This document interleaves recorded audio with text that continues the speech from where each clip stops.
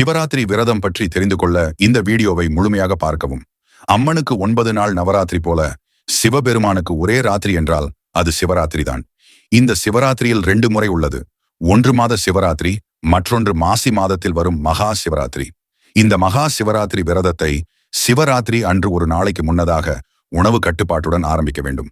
மகா சிவராத்திரி அன்று அதிகாலை எழுந்து குளித்துவிட்டு நெற்றியில் விபூதி நன்கு பூசிக்கொண்டு சூரிய உதயம் ஆரம்பிக்கும் போது 1008 தடவை ஓம் நமசிவாய, ஓம் நமசிவாய என்று கூற வேண்டும்.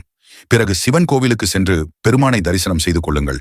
காலை, நண்பகல், மாலை, மறுநாள் விடியற்காலை என்று குளிக்க வேண்டும். உடம்பு முடியாதவர்கள் இதனை செய்ய வேண்டாம். காலை உங்கள் விரதத்தை நீங்கள் தொடங்கலாம். சிவன் ராத்திரி அன்று முடிந்தவரை ஒரு நாள் சாப்பிடாமல் இருக்க வேண்டும்.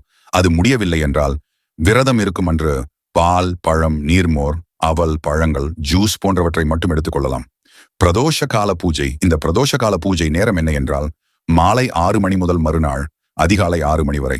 இந்த நேரத்தில் பால், தயிர், இளநீர், விபூதி, தேன், மதுரம் போன்ற பொருள்களை கொண்டு சிவலிங்கத்திற்கு அபிஷேகம் உங்கள் வீட்டில் செய்யலாம் அல்லது கோவிலில் செய்வதை காணலாம்.